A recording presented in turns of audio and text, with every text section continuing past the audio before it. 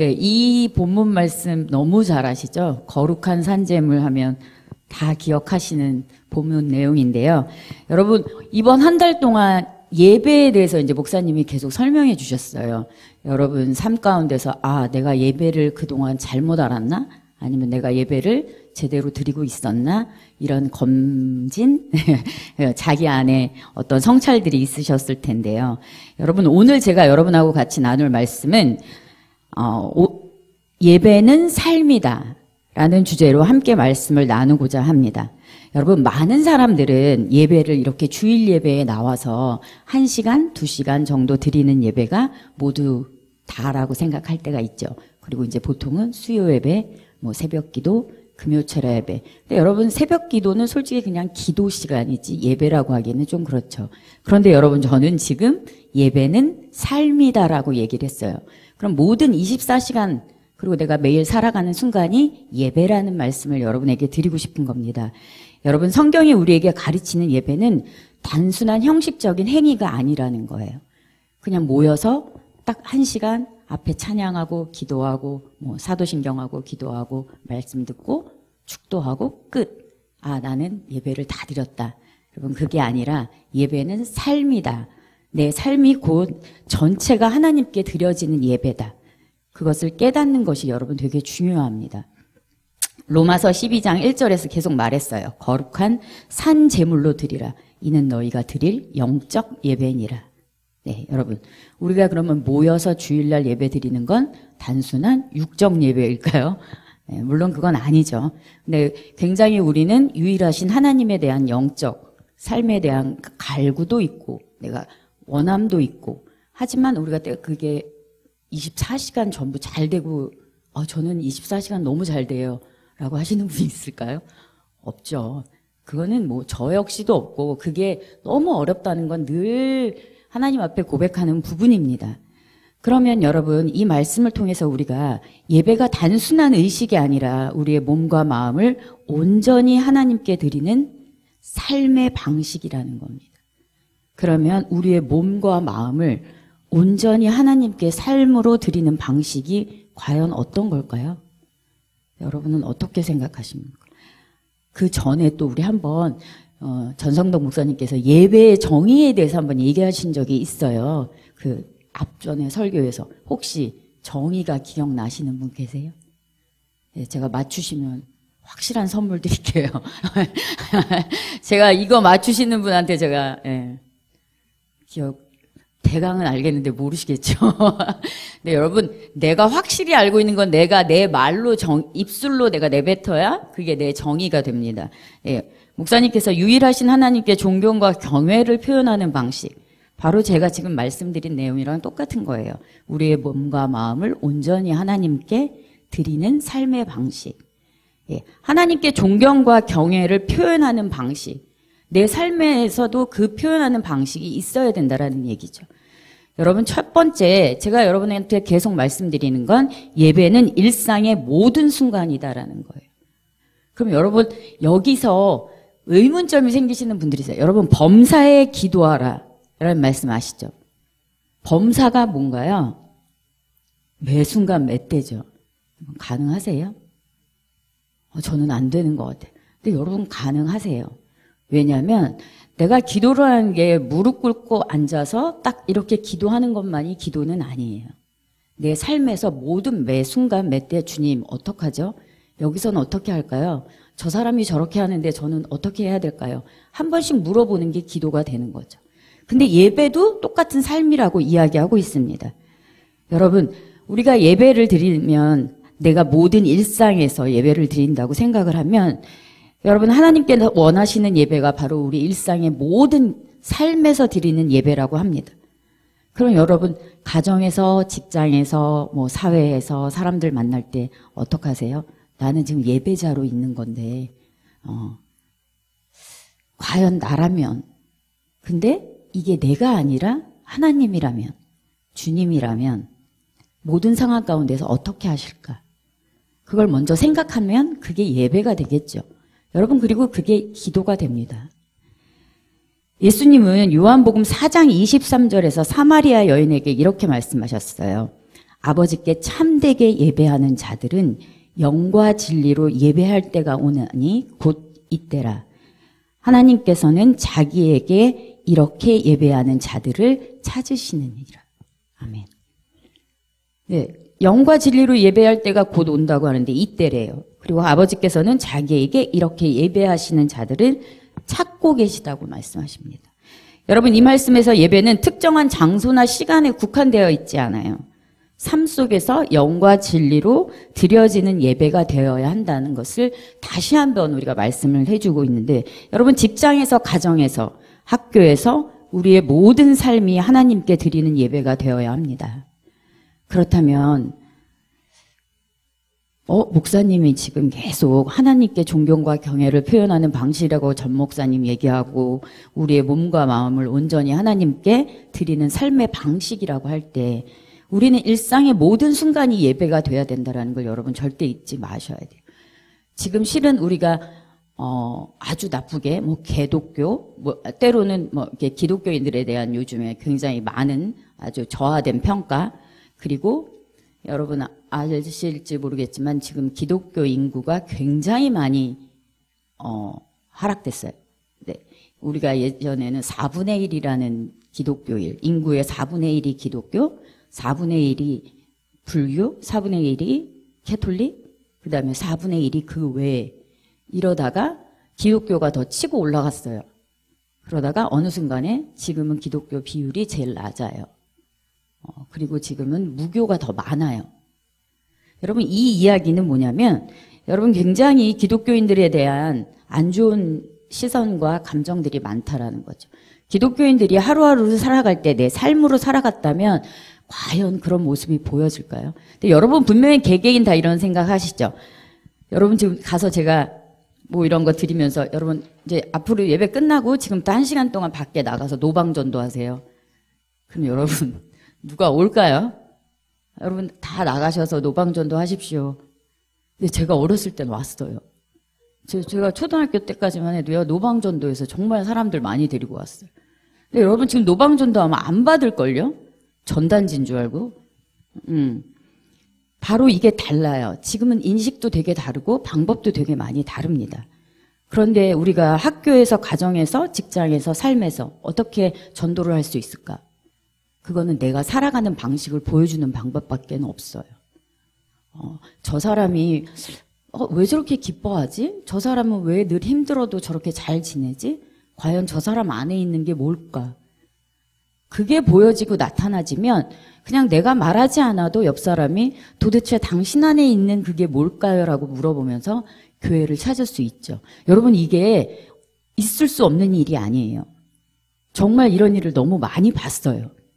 그러니까 여러분도 그런 삶을 살 수 있다라는 이야기죠. 예, 이거는 누구에게나 가능한 이야기입니다. 예배는 하나님을 향한 헌신이래요. 여러분, 예배는 단순한 참석이 아니라 하나님을 향한 헌신과 순종을 의미한대요.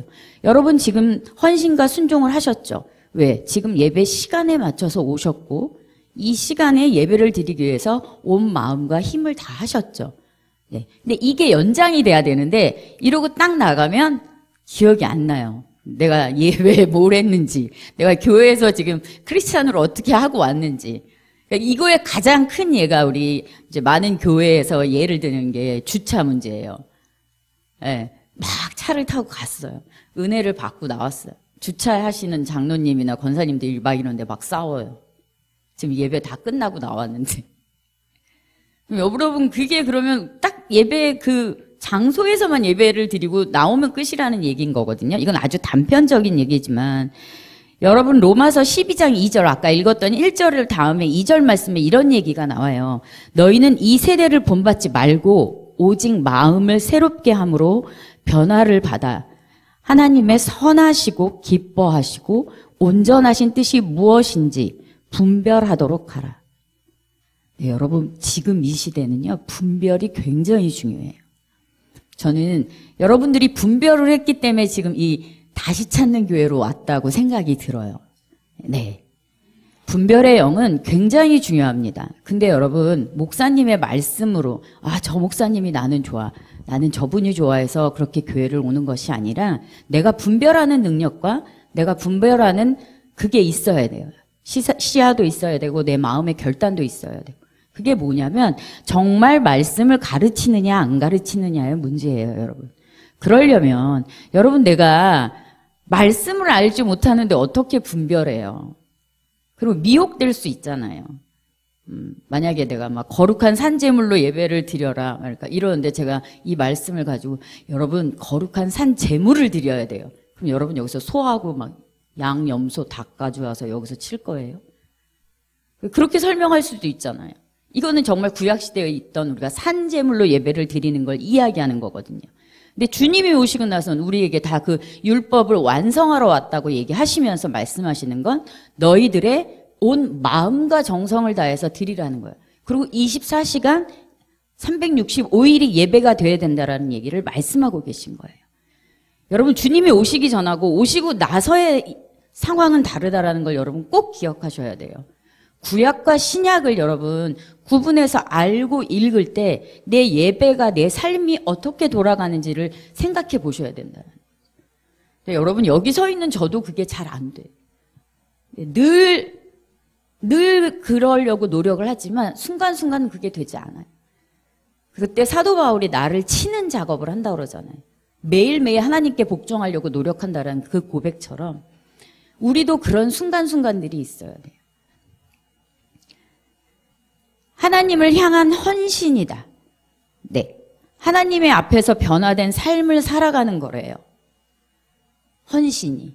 우리가 이렇게 와서 헌신하고 예배드리고 가는 걸로 끝나는 것이 아니라 내가 하나님 앞에서 내 삶이 변화된 걸 보여주는 거래요. 여러분 여기서 뭐 저 신앙생활 30년 했어요. 50년 했어요. 뭐 1년 했어요. 근데 삶이 하나도 안 바뀌면 의미가 없어요, 여러분. 여러분 내 가치관이 바뀌지 않으면 아무런 의미가 없어요. 내 행동이 바뀌지 않으면 나는 하나님을 인격적으로 만나지 않은 거죠. 그러나 여러분 그게 한순간에 막 우르르 쾅쾅 딱 해서 오늘하고 내일하고 180도 달라지진 않아요. 여러분 성경이 성장이 그리고 기독교인의 성장을 들 때 그래프를 어떻게 그리냐면요. 제 손을 잠깐 보세요. 이렇게 올라가지 않아요. 크리스찬들의 성장은 이렇게 해서 돌아요. 네, 다시 조금 떨어졌다가 다시 이렇게 올라가서 조금 앞으로 가요. 그리고 또 가다가 한 바퀴 또 돌아요. 네, 이게 크리스찬의 성장이라고 기독교인들의 성장이라고 말을 해요. 그래프를 얘기할 때. 그 말이 뭐냐면 오늘 은혜를 받았어요. 은혜 받았으니까 나 혼자 빨리 나가서 노방전도 해야지. 이게 아니라 여러분 그러고 나서 내가 삶이 조금씩 변하려고 노력하는데 잘 안 돼요. 아 사탄이 나를 꿰나? 막 이러면서 좀 다시 떨어져요. 그러다가 정신 차려야지 하고 나면 요만큼 정도 또 내 삶이 변화가 돼 있어요. 이제 그런 걸 의미하면서 그래프를 이렇게 표현을 하는 거예요. 그렇다면 우리의 가치관하고 행동이 바뀌어야 되는데요. 여러분 가치관이 바뀐다라는 건 쉽지 않아요. 내가 지금까지 이런 환경에서 살아왔고 내가 이런 교육을 받았고 이런 사람을 만났고 내가 이런 가치관을 가지고 이미 세상을 바라보고 있고 사람을 바라보고 있는데 그 가치관을 하나님의 필터링으로 바꿔라. 하나님의 말씀으로 바꿔라. 여러분 그게 한순간에 될까요? 이 성경 이 66권으로 내가 바꿔야 되는데 내가 이걸로 사람을 바라봐야 되고 내 삶을 바라봐야 되는데 여러분 그건 굉장히 어렵습니다. 날마다 나를 치지 않으면 그건 쉽지 않아요. 우리는 순간 욱하고 순간 화내고 순간 막 짜증내고 뭐 이런 일이 많아요. 저 역시도 마찬가지고. 그렇지만 다시 돌아서면 내가 정말 믿는 사람을 이러면 안 되는데 내가 이러지 말아야지. 그렇게 후회로 끝나시면 안 돼요. 그 다음에는 다음에 이런 일이 생길 땐 내가 한 번 더 참아보고 한 번 더 좋게 말해보고 한 번 더 숨을 깊게 쉬고 얘기를 해야지. 뭐 이런 식으로 우리가 조금씩 변화가는 건 바로 내 가치관을 따라서 하나님의 가치관으로 계속 맞추려고 노력을 하는 거죠. 저 이거 물 마셔도 돼요? 그렇다면 그리고 마지막으로 뭐라고 얘기하냐면 크게 첫째는 예배는 삶이다인데 제가 일상의 모든 순간이다. 두 번째는 하나님을 향한 헌신이다. 세 번째는 예배는 이웃을 섬기는 일이다. 여러분 너무 어렵지 않을까요? 네. 하나님께서 받으시는 예배는 단순한 형식은 계속 아니라고 말씀하세요. 그 대신 뭐라고 말씀을 하시냐면 이웃을 사랑하고 섬기는 삶 속에서 나타난다고 해요. 여러분 성경의 전체적인 주제가 뭘까요? 내 이웃을 내 몸과 같이 사랑하라. 네, 레위기에 나와 있고 이게 지금 신약에 나와 있는 이 말씀 자체를 가지고 신약 전체가 내 이웃을 내 몸과 같이 사랑하라요. 여러분 가능하세요? 내 자식은 내 앞에서 죽을 것 같으면 뛰어들 수 있죠. 다 자녀가 있으시니까 여기 계신 분들. 내 자식이 무슨 막 갑자기 저기서 차가 와. 그런데 얘가 막 길을 건너려면 여러분 내 자식을 위해서는 온몸을 던질 수 있죠. 여러분 내 이웃을 위해서는 그게 가능할까요? 어렵죠. 실은 부부도 어렵지 않을까요? 때로는 저 남편이 저 부인이 죽는다는데 내 목숨 바칠 수 있을까요? 아니면 막 엄마가 아빠가 하면 자식들이 달려들 수 있을까요? 그러니까 그러면 아주 훌륭하게 잘 자란 거죠. 네. 근데 자식한테는 가능한 것 같아요. 여러분 그 사랑이 바로 하나님께 드려지는 사랑이어야 된다라고 하나님은 말씀을 하세요. 그걸 누구한테? 내 이웃한테. 이거는 여러분 평생을 저희가 살면서 갈고 닦아야 되는 부분이에요. 호스피스에서 죽어가는 사람들한테 물어봤대요. 뭐가 가장 아쉽냐고 죽기 전에.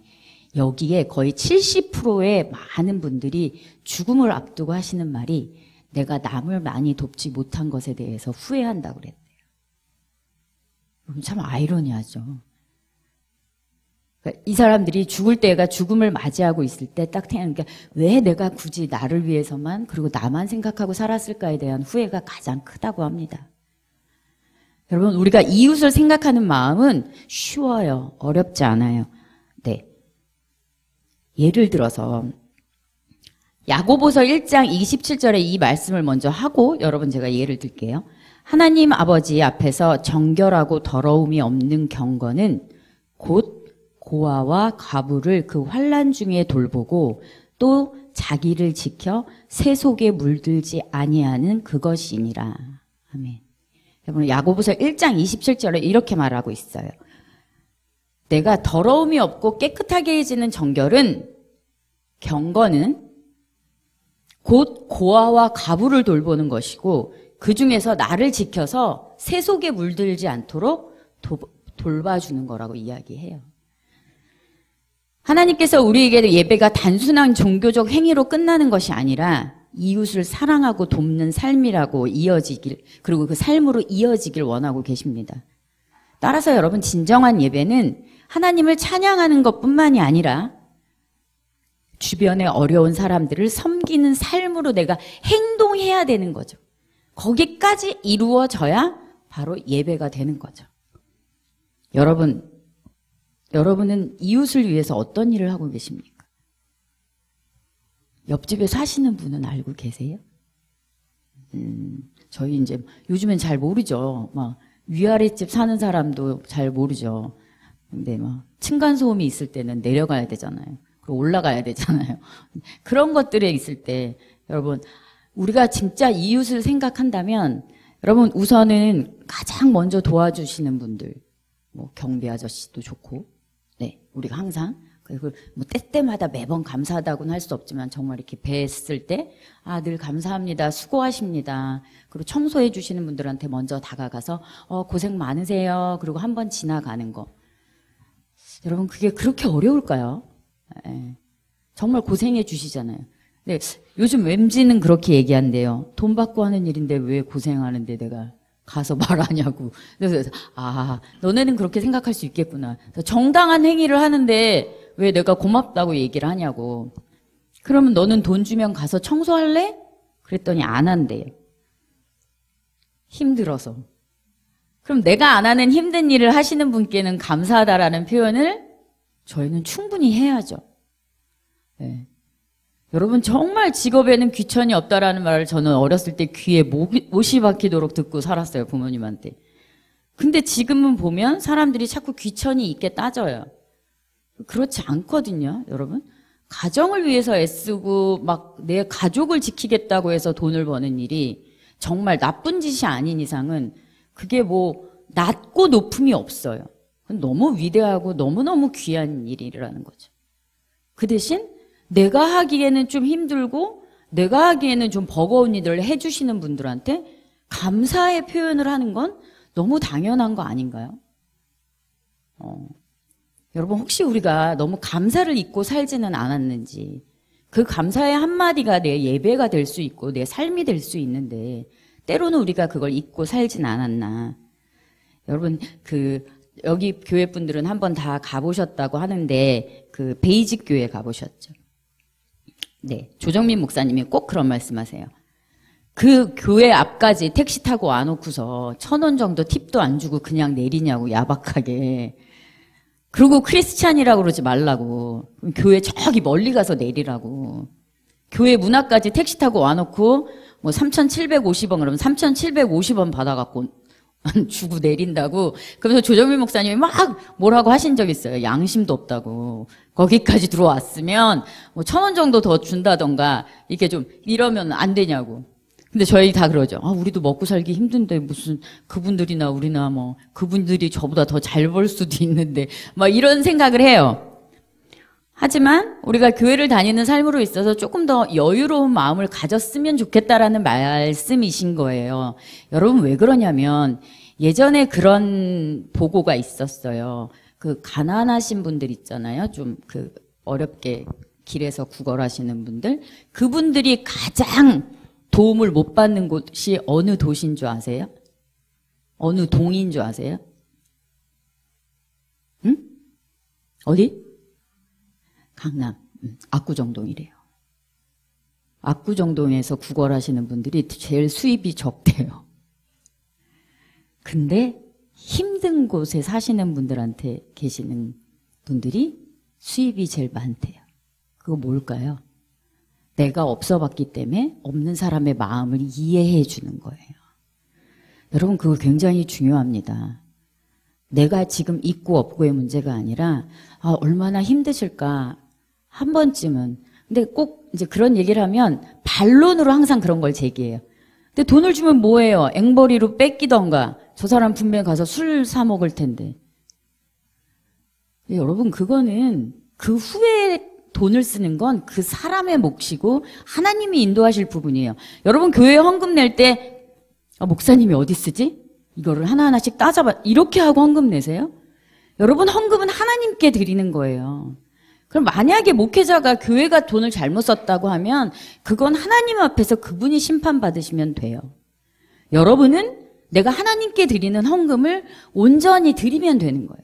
남을 도와주는 것도 마찬가지라고 생각을 합니다. 내가 뭘 도와주면 그 사람이 쓰는 건 그 사람이 알아서 할 일이에요. 내가 참견할 일. 내가 너에게 1,000원을 줬으니 앞으로 100원은 뭘 쓰고 200원은 뭘 쓰고 300원은 뭘 쓰고 이렇게 하실 거면 주지 마세요. 그럼 내가 값 떼려고 주는 거잖아요. 그 사람을 온전히 생각하는 마음이 아니잖아요. 여러분 이웃을 섬기는 거는 굉장히 어렵지만 또 한편으로 보면 쉬운 부분이 있어요. 내가 하지 못하는 일을 하시는 분들한테 감사의 표현을 하는 거, 그건 굉장히 귀한 일이에요. 제가 이게 한 가지 예를 들면 이제 제가 부모님이 살아계셨을 때 저희 어머님이 이렇게 명절이면 뭐 선물 들어오잖아요. 집으로 선물 들어오고 이제 뭐 아빠 그때 회사 다니실 때니까 이제 들어올 거 아니에요. 그럼 엄마가 그걸 뜯어보질 않으세요. 그리고 그걸 그대로 뭐 경비 아저씨나 뭐 이렇게 그런 분들한테 다 드려요. 그럼 되게 이상했어요. 그걸 저를 그렇게 어렸을 때 그걸 심부름을 시켰어요. 가가지고 갖다 드리라고. 근데 내가 한번 물어봤어요. 엄마한테. 엄마, 이게 만약에 되게 좋은 거면 어떡할 거야? 그랬더니 그거는 우리는 모르는 거라고. 그거는 그때 가서 하나님이 알아서 그 사람한테 주는 거니까 우리는 모르는 거라고 했을 때 참 그냥 어린 마음에 저희 엄마가 이상하게 생각됐어요. 좋은 거면 나를 주고 우리 오빠를 주고 우리 언니를 주지. 뭘 저렇게 다 갖다 주고. 그래서 내가 한 번은 무슨 그 당시에 뭐 같은 맛있는 황도였나? 근데 황도를 제가 되게 좋아했는데 내가 이거 황도인데 꼭 줘야 돼? 내가 먹으면 안 돼? 그랬더니 엄마가 누가 열어보라고 그랬냐고. 그래서 막 혼내셨어요. 근데 제가 그게 참 나이를 들어서 알겠더라고요. 어렸을 때는 정말 좀 별로였어요. 근데 제가 대학교 저희 은사님이 그러시더라고요. 선물을 받았더니 그거를 하나도 안 풀어보시고 그 학교에서 일하시는 분들한테 다 이렇게 돌리라고 하시더라고요. 그래서 제가 살면서 딱 2명을 그렇게 봤어요. 근데 그 마음이 참 따뜻하다라는 생각을 나이를 먹고 했어요. 저도 목회자가 되고 나서. 그 전에 하지도 못했어요. 근데 여러분, 이웃을 생각하는 마음은 바로 그런 거예요. 근데 믿지 않는 사람들이 더 온순하고 뭐 더 좋더라, 믿는 사람들이 더 그렇더라, 그런 얘기 들으면 가슴 아프죠. 그렇지만 저도 늘 그래요. 부족한 목사지만 다들 사람들이 야, 너 왜 그러냐? 나한테 이러면 그나마 예수 믿고 목사 돼서 내가 이러고 사는 거야. 내가 진짜 목사 아니었으면 나 진짜 인간처럼 못 살았을 거야. 내가 이제 이렇게 말을 하는데 여러분, 우리가 막 거하게 돈을 모아서 우리 어디 기부합시다 이런 거 아니에요. 그냥 정말 주변에 이웃을 생각하시고 독거노인이 계시면 좀 한 번씩 살펴봐 주시고 아니면 좀 뭐 도와주셔야 될 분들이 있으면 뭐 그냥 조금 편하게 인사하고 감사하고 근데 그냥 뭐 안부 전화 하나 드리는 거 근데 그런 것도 되게 좋은 것 같죠. 여러분 결론을 말씀드리겠습니다. 오늘 우리는 예배는 삶이다라는 주제로 말씀을 드렸어요. 예배는 단순히 1시간의 교회에서 드리는 그 예식이 아닙니다. 우리는 일상 속에서 하나님을 향한 헌신과 사랑을 실천하는 것입니다. 사랑을 실천하는 것이라고 얘기하고 있어요. 헌신. 여러분, 헌신은 굉장히 어려운 거예요. 여러분 늘 그러시죠. 여기 계신 우리 여자 권사님들, 뭐 집사님들, 성도님들 다 집에서 내가 얼마나 헌신하는데, 내가 가정일을 다 하고, 뭐 내가 나가서 일하고, 내가 얼마나 헌신하는데 이런 얘기 하잖아요. 여러분 그 헌신 굉장히 큰 거잖아요.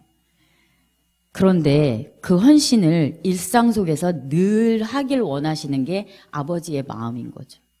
근데 여러분 때로는요, 저도 직장 생활을 해봤고요. 저도 해봤지만,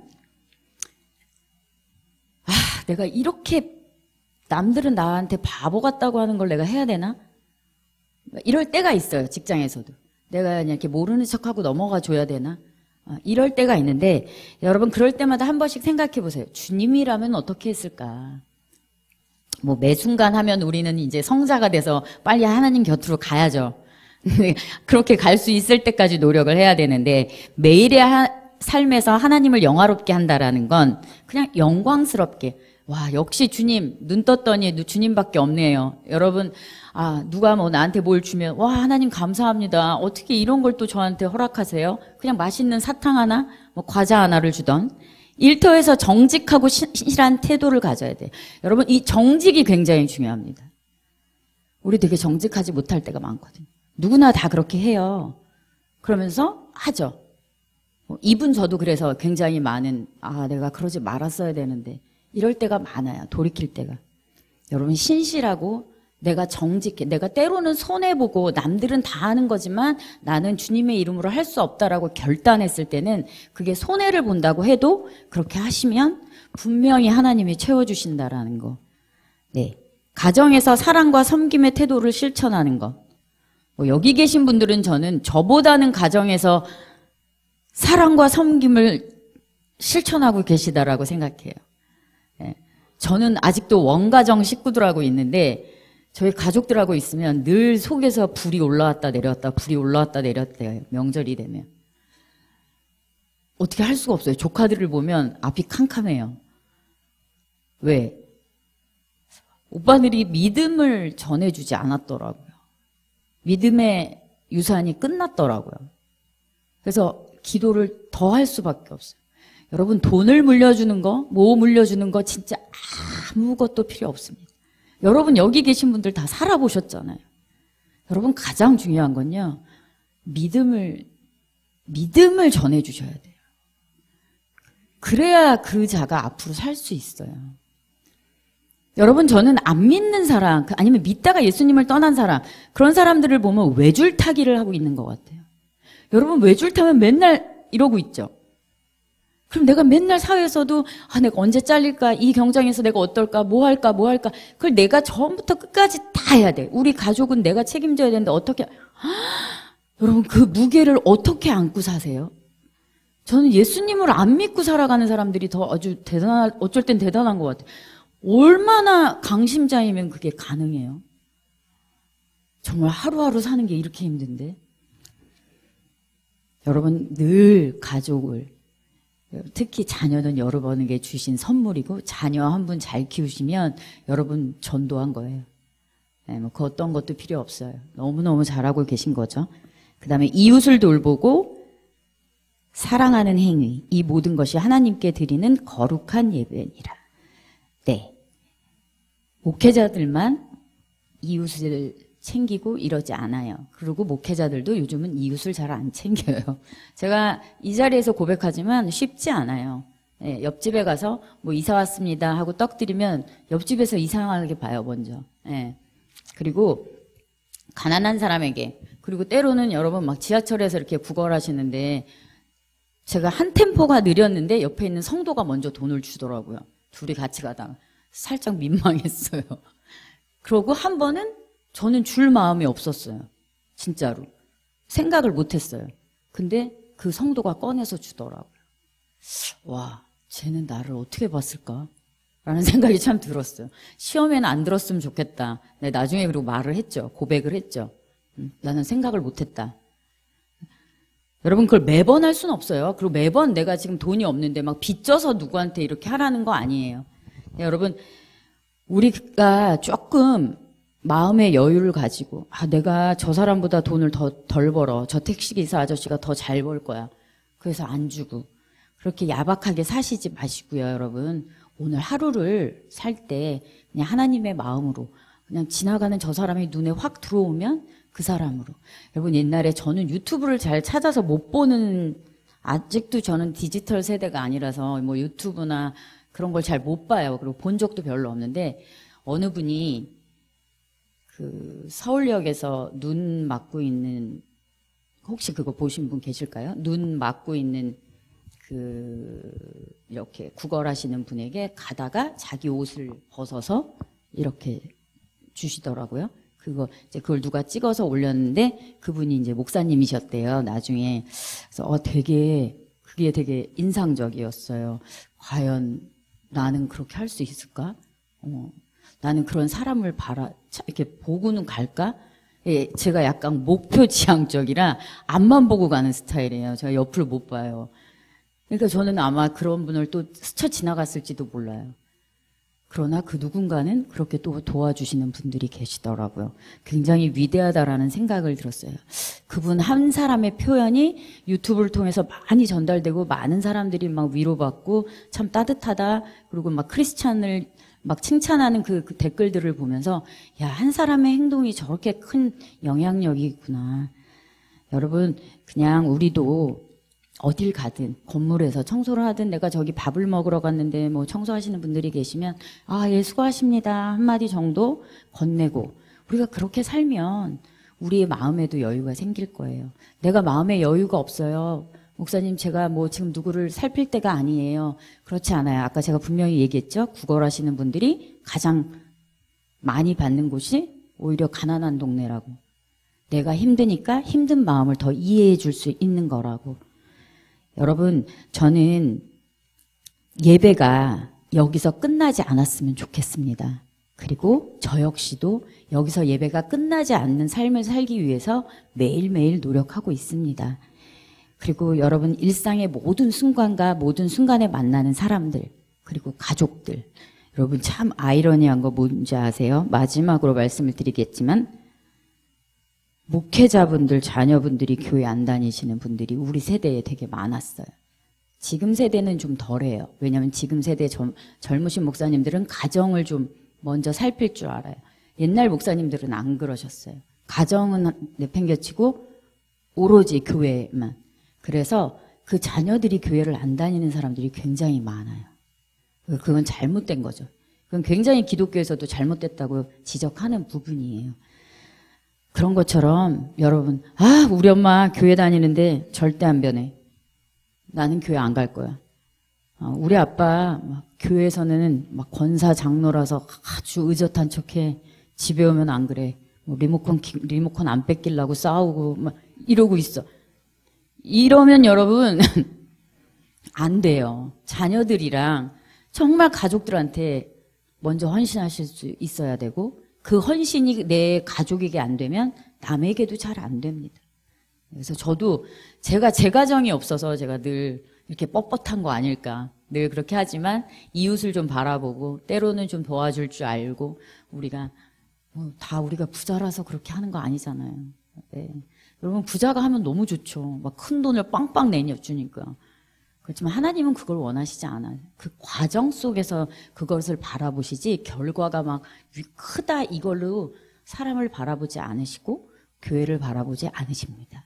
여러분, 예배가 우리 삶 속에서 드려지는 예배가 됐으면 좋겠습니다. 그리고 저 역시도 이 시간에 우리의 삶이 예배가 하나님께 드려지는 살아있는 예배가 되기를 저도 여러분에게, 그리고 여러분과 함께 그렇게 살기를 이 시간에 고백하고, 그리고 여러분에게도 축원드립니다.